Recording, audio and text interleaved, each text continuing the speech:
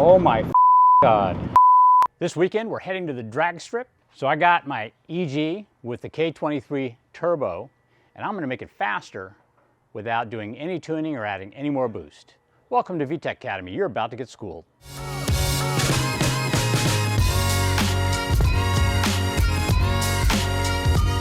Okay, the first improvement we're going to be doing is actually this new shock and spring setup. Now, you may be wondering how this is going to actually make it faster. Well, we have stiffer rear springs on this setup, and that should help us keep more weight over the front end and help with traction. So remember, this car is actually set up to be a road racing car, not really a drag racing car, but regardless, this should help out a little bit with the stiffer rates, and we should have a little bit more stability and keep our weight over the front end. The second improvement, though, is going to be this.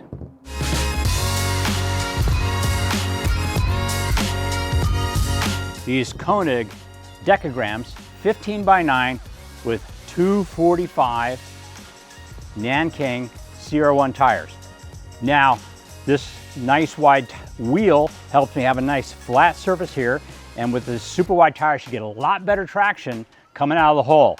Plus, I actually had a problem in second and third gear. As the turbo spooled up, I would spin the tires. This should solve that problem. I'll be ready to go.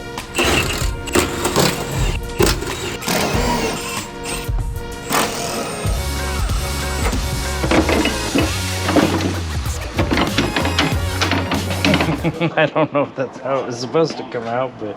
If you look right here, you can see the difference between the suspension that came off, the Eibach spring.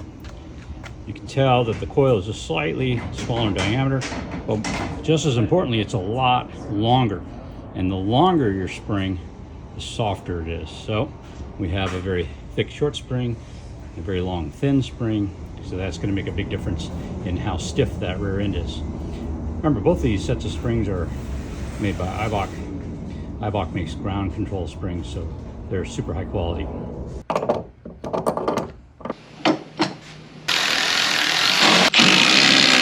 You know, the A-arm should probably be tight and have a cotter pin in it, so, you know. It's good. It's all good.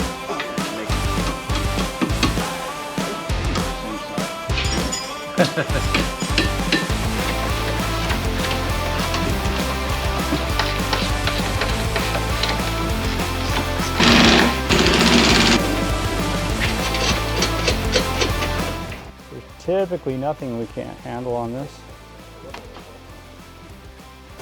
I wonder if it may actually go lower than that, because it may be, we'd probably put the wood underneath the tires.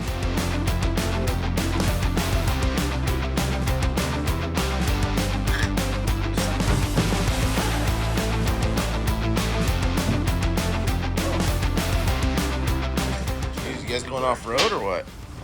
Brownie spec, is that what you're trying to say? Let's go back up the 4.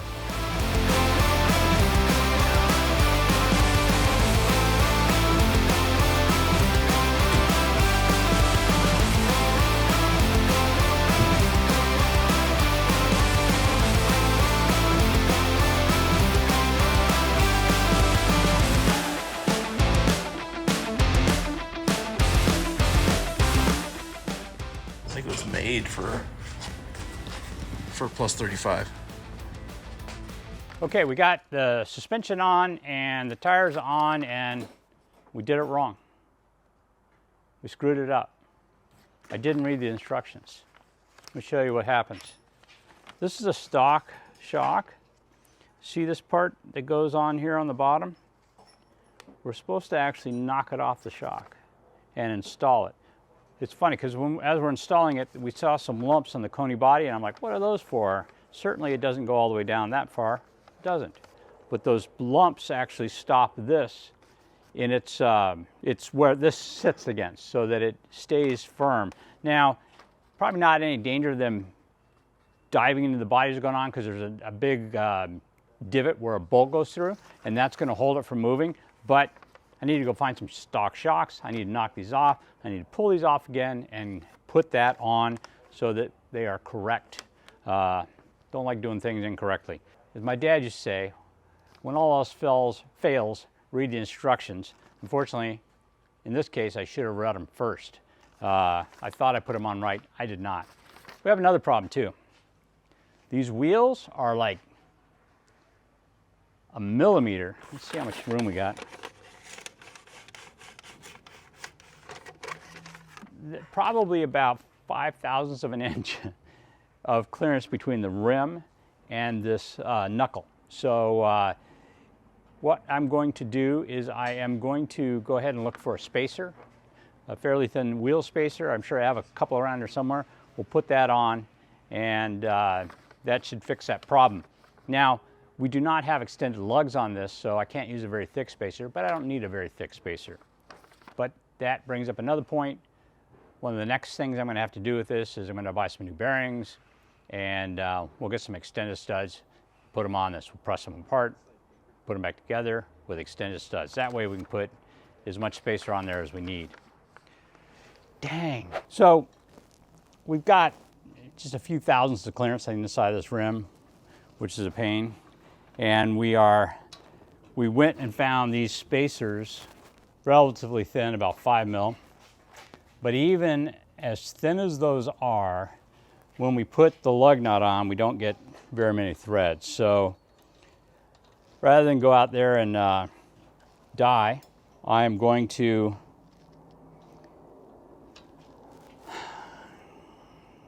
we still got 2 days. So we're gonna just go ahead and put these in, roll this car off the lift, work on another car we have to work on, and I'm gonna order some hub bearings and some extended studs. So we may be putting this back together Saturday with extended studs. Yay. Day 2. After everything we've gone through, trying to put a few wheel spacers on here to get a little clearance between the rim and the knuckle, we wind up, of course, with no real thread bite on those lug nuts. So decided to see if we could get extended lug nuts. And I walked around in my office, and I found a bunch of extended lug nuts in a box, which was cool. We need bearings as well, so I went and looked in another area that I store a bunch of stuff, and I found these brand new Civic hub bearings. So what the hell? Let's just go ahead and put long extended lug nuts in here so we can put some wheel spacers on here and get this right. I was gonna have to do it eventually anyway.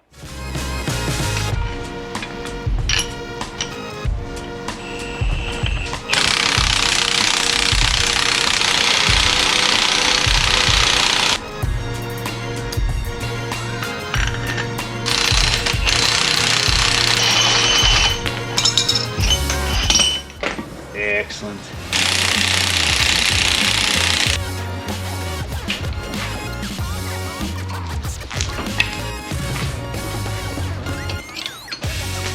Whoa. Nah, nuts.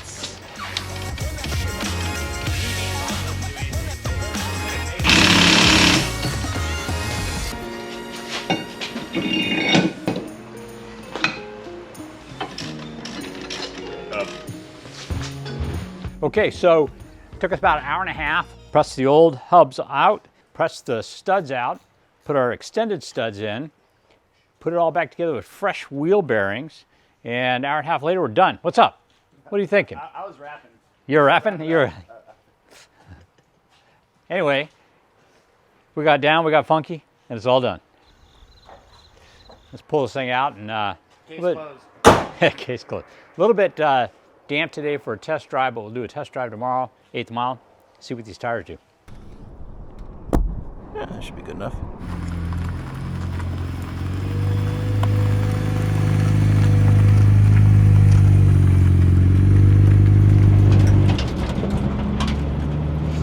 All right, the tires are very sticky. They're picking up all the gravel here as we go along, so that's good. Nothing like fresh tires. All right, right now it's kind of set up for road racing, so we've got a little bit more camber in the rear than I would normally run on the street. The fronts are fairly flat, so we should get good traction. So let's go see what this thing will do. This probably isn't the best surface to be doing this on, but what the heck, it's what we got. All right, we're stopped. Let it reset. Make sure nobody's around. We're reset. Here we go.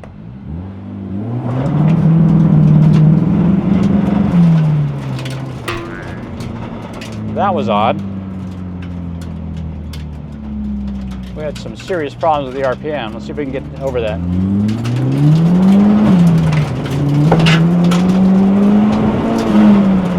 All right, we're gonna turn around and go back and try that again. That may have just been the rev limiter I was bouncing off of.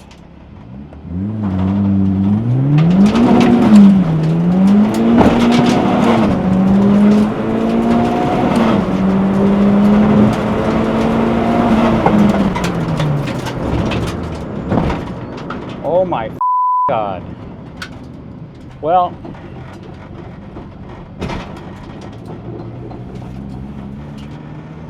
I think I want to check this as a drag strip. That was a little bit ridiculous.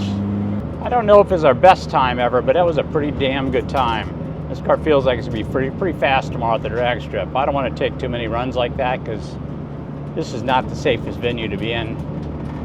I would like to have a 5-point harness. I would like to have my helmet on. So this is a bit fast for the street.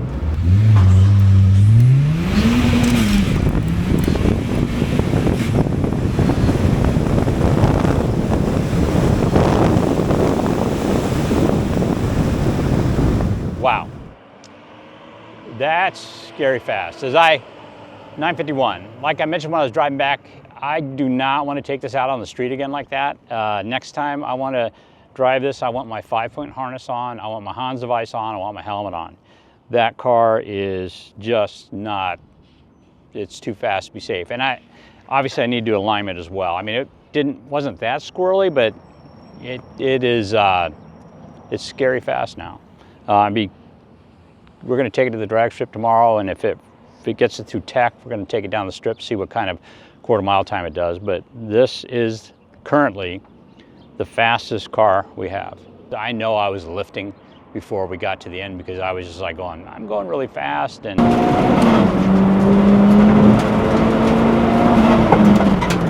although the brakes are particularly good on this, I did not like the idea of coming up towards the turn at 90 miles an hour. So I started just kind of easing off a little bit, but it's our fastest car so far, and acceleration wise it's pretty scary. So I'm looking forward to getting this to the drag strip and seeing what it'll actually do on a semi-prep track, and I really want to get on the road race course.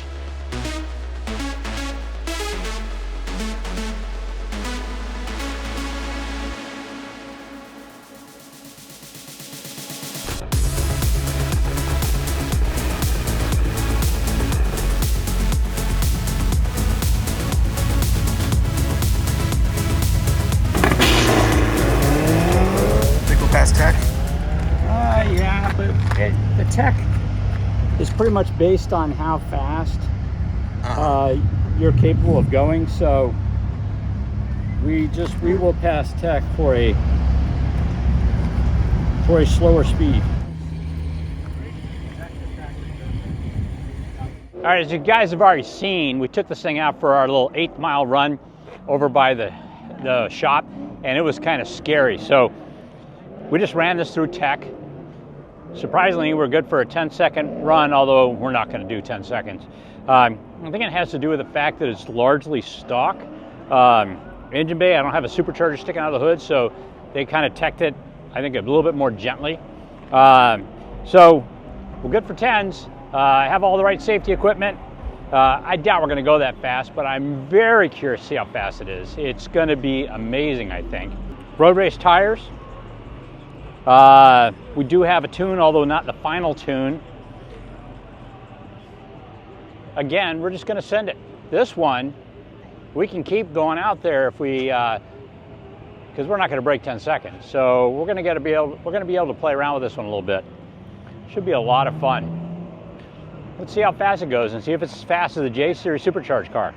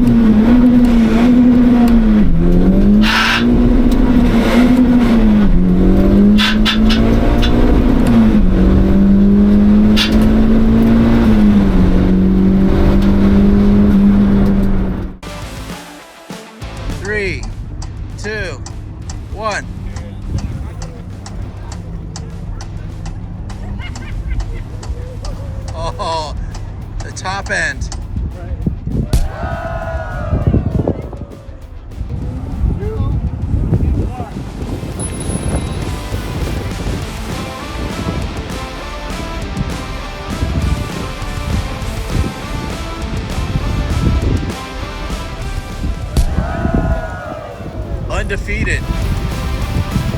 Gotta say, came out with a good crew today. You know, had it together. Gap Lord.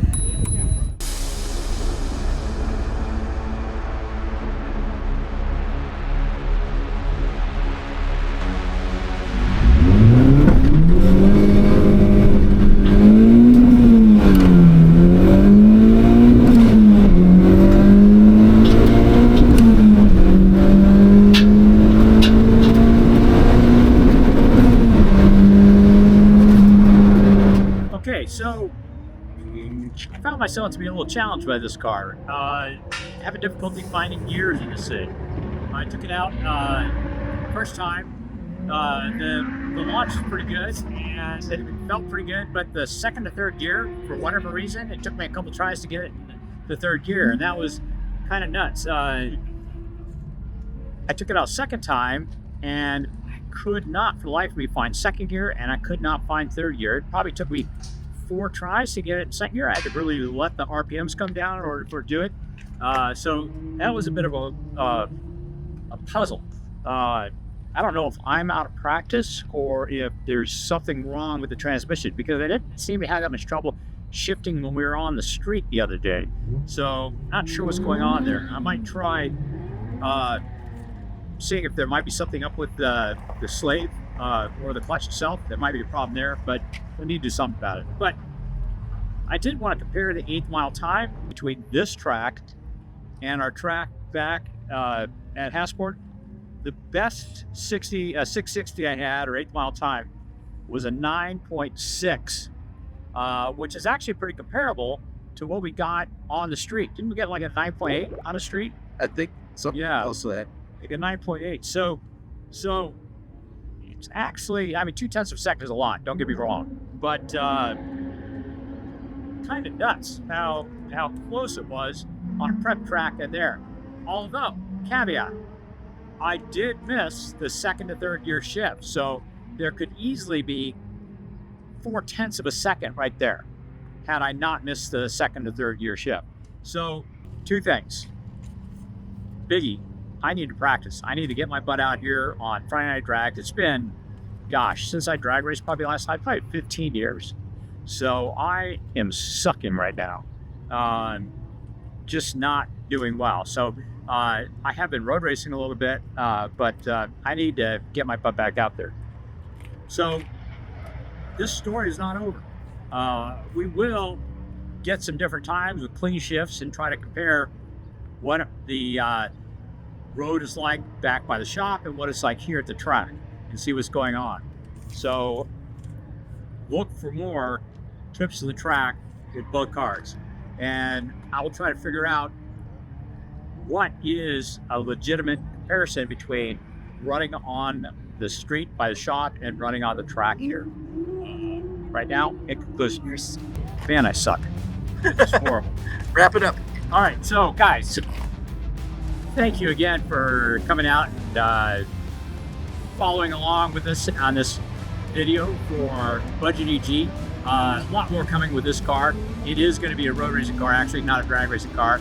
Anyways, if you want to see more videos on this car and some of our other cars, why don't you think about liking and subscribing. Also, click on the bell so you get notifications when new content comes out. And thank you very much for joining me. Catch you next time.